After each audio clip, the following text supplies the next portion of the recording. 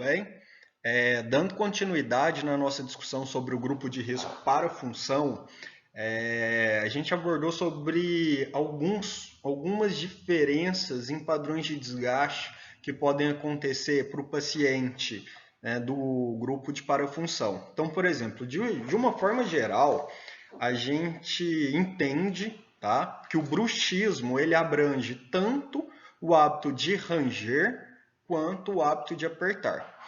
Para ficar de uma forma mais didática, normalmente a gente fala que o paciente bruxista é aquele paciente que range os dentes e o paciente apertador é aquele paciente que faz o fechamento excêntrico, apesar que tem alguns casos onde o paciente aperta com a mandíbula deslocada.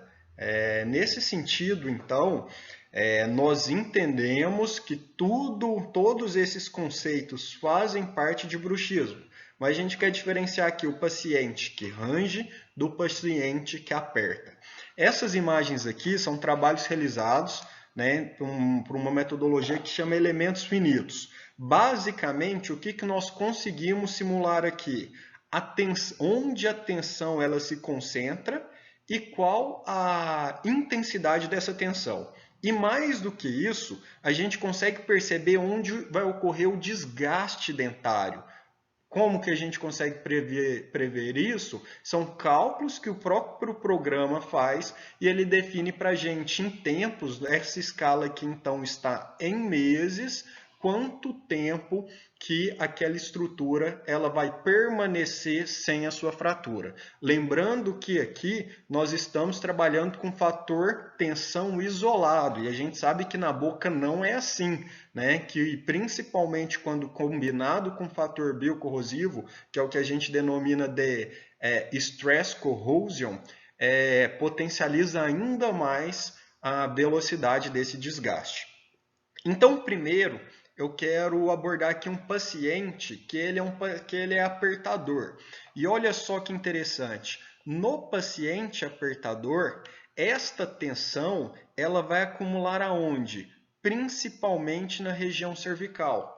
Este padrão aqui, nessas duas imagens do lado esquerdo, elas ocorrem principalmente para o paciente apertador ou naquele dente que tem uma interferência oclusal. Então, simulando uma oclusão com contatos fisiológicos, um tipo de contato prematuro e outro tipo de contato prematuro. Olha só, o padrão de tensão ela pode mudar, né? Concentrando mais, por exemplo, na vestibular do superior ou do inferior. De novo, não é só isso que vai modular o seu desgaste. Lembrando de todos os fatores etiológicos que modulam e podem acelerar essa perda de estrutura. Agora vem cá, olha onde o laser está apontando, bem aqui na cervical deste dente. Quando nós temos o paciente que é apertador, esta tensão aqui na cervical vai fazer com que essa estrutura, no caso o esmalte, dentina, fale mais precocemente. E nós conseguimos mensurar isso. Olha, então, o que está em preto vai falhar até em 10 meses, ou seja, toda essa estrutura aqui mais preta, em 10 meses, irá falhar. Em vermelho, vai falhar entre 10 e 20 meses. Neste rosa, meio salmão aqui, vai falhar entre 20 meses até 5 anos. Em amarelo, 5 anos, e o que está em branco não tem previsão de falha, pelo menos até 20 anos. E olha só que interessante, grande parte dessa superfície aqui do esmalte já teria sido comprometida em até 20 meses. Então vamos colocar aí um pouquinho mais do que 1 ano e meio, considerando o fator tensão isolado. E isto seria acelerado de acordo com os outros fatores etiológicos agindo em conjunto. Imagina essa superfície, essa área cervical que está tendo contato com substâncias ácidas, com a fricção das cerdas da escova. Isto vai sendo acelerado pelo tempo, mas com o fator tensão, seria desta forma a previsibilidade de falha dessas estruturas. Consequência disso, esmalte mais poroso, no sentido de esmalte mais permeável, né? Permeável que é a palavra mais correta, porque esse esmalte ele vai estar com muitas trincas, o Paulo falou isso aí muito bem, né? Trincas verticais, horizontais, oblíquas, que a gente fala de trincas primárias, secundárias e até trincas terciárias, tá? Fazendo com que tenha uma vulnerabilidade desse esmalte, tendo relação com a hipersensibilidade dentinária. Lembrando que quanto mais vai ocorrendo essa perda de estrutura dentária, então quando esse esmalte aqui, que está, né, nessa cor preta, ele perde, vai ter origem a uma cavidade. E quanto maior a cavidade, né, conforme essa progressão da cavidade aumenta, aumenta também o acúmulo de tensão. E, consequentemente, aumentando o acúmulo de tensão, diminui o tempo que aquela estrutura ela iria conseguir manter ainda presente na boca, ocasionando o desgaste dentário. Agora eu vou para um outro perfil de paciente. Vou sair deste perfil de paciente, que é um paciente apertador, onde o padrão de desgaste se caracteriza principalmente no terço cervical, e vou para um paciente que tem outro tipo de parafunção, mas aqui este paciente ele range os dentes. Quando este paciente range os dentes, nós temos tanto a parte de tensão quanto a parte de fricção agindo ali. Atrição, dente com dente, ou, por exemplo, o hábito de interpor um objeto naquela região.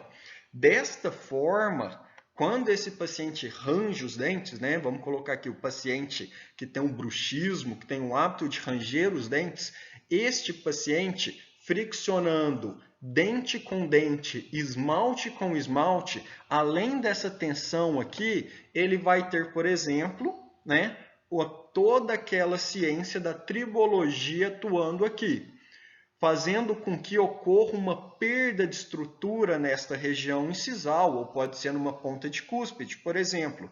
E da mesma forma, a gente pode considerar até essa tabela aqui, ó, a gente pode perceber que o desgaste ele não está mais no nível cervical. Ele está onde? Ele está na incisal. Este é um padrão de desgaste muito comum para os pacientes bruxistas. Bruxistas que eu falo no sentido de pacientes que rangem os dentes. E é muito mais potencializado este padrão de desgaste quando o paciente ou tem uma dieta ácida ou quando tem uma doença, por exemplo, do refluxo gastroesofágico, fazendo com que pacientes que rangem os dentes tenham maior perda de superfície dentária na borda incisal ou nas pontas de cúspide do que na região cervical. Essa é uma dica que, por mais que nós estamos mostrando e de uma forma, com uma metodologia de pesquisa computacional, que eu tenho certeza que você encontra muito na sua clínica.